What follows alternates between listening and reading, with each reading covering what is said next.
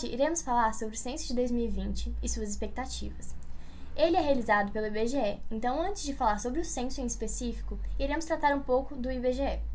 O Instituto Brasileiro de Geografia e Estatística, IBGE, é um órgão do governo federal, subordinado ao Ministério do Planejamento, Desenvolvimento e Gestão, que tem como função levantar e fornecer dados e informações sobre o território brasileiro e a sua população. A necessidade de coletar e difundir dados estatísticos sobre o território brasileiro existia desde o período colonial. Essa função era desempenhada pelo DNE, Departamento Nacional de Estatísticas, mas de maneira restrita e muito fragmentada. Segundo o site do IBGE, o processo de criação do atual instituto foi resultado da junção de instituições que se complementaram. A carência de um órgão capacitado a articular e coordenar as pesquisas estatísticas, unificando a ação dos serviços especializados em funcionamento do país, favoreceu a criação, em 1934, do Instituto Nacional de Estatística, INE, que iniciou suas atividades dia 29 de maio de 1936. No ano seguinte, foi instituído o Conselho Brasileiro de Geografia, que foi incorporado ao INE, dando origem ao IBGE. Foi apenas no governo de Getúlio Vargas, em 1936, que efetivamente foi criado o IBGE. Agora, um pouco sobre as funções do IBGE.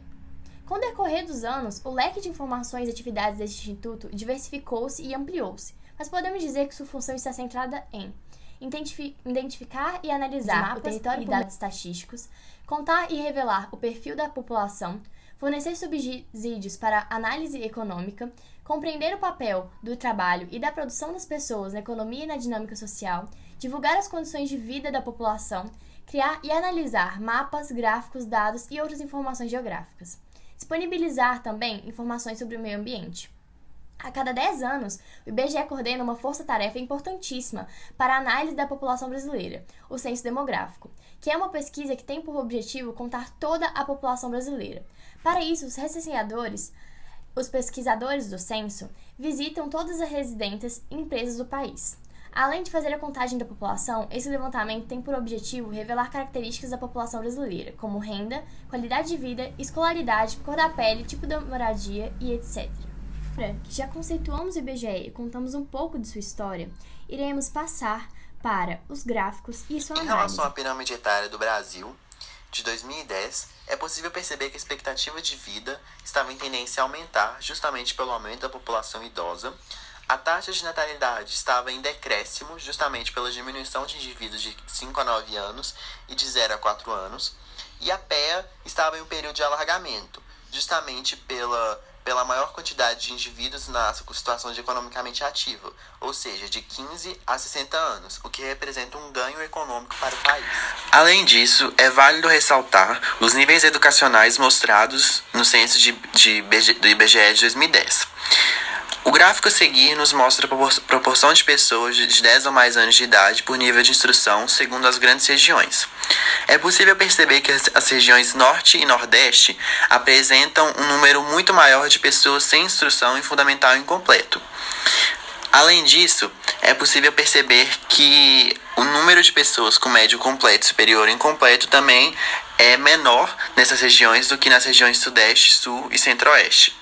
Já no Brasil, de forma geral, é possível perceber que as pessoas sem instrução fundamental incompleto é um número de pessoas muito maior do que pessoas com outros níveis, principalmente em relação ao superior completo. Em relação às taxas de analfabetismo, é possível perceber que o Brasil avançou nesse sentido, já que no censo de 2000 o Brasil apresentava 12,8% em relação à taxa de analfabetismo e já em 2010 apresentava 9%. E nas regiões é possível perceber que as regiões Norte e Nordeste novamente apresentam um nível de uma taxa de analfabetismo maior, apesar da diminuição, enquanto as regiões Sudeste, Sul e Centro-Oeste apresentam uma taxa menor. Em relação à expectativa de vida do brasileiro, no período de 2010, é possível perceber que houve um aumento em relação ao período de 2000, justamente porque em 2000 a expectativa de vida era em torno de 70,5 anos, já em 2010 esse número passou para 73,5 anos.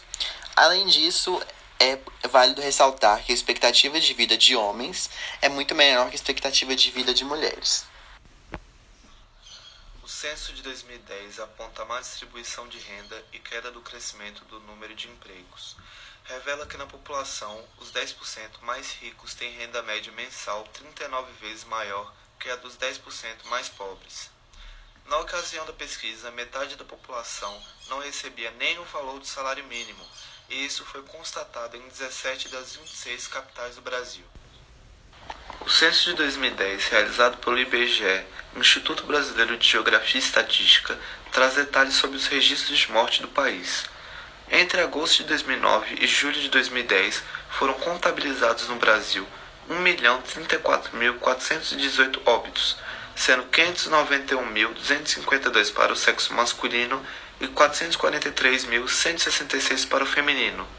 De acordo com o censo de 2010, a participação de mulheres em postos de trabalhos formais era de 42%, sendo que os setores com maior presença feminina eram de saúde e serviços sociais, seguido da área de educação.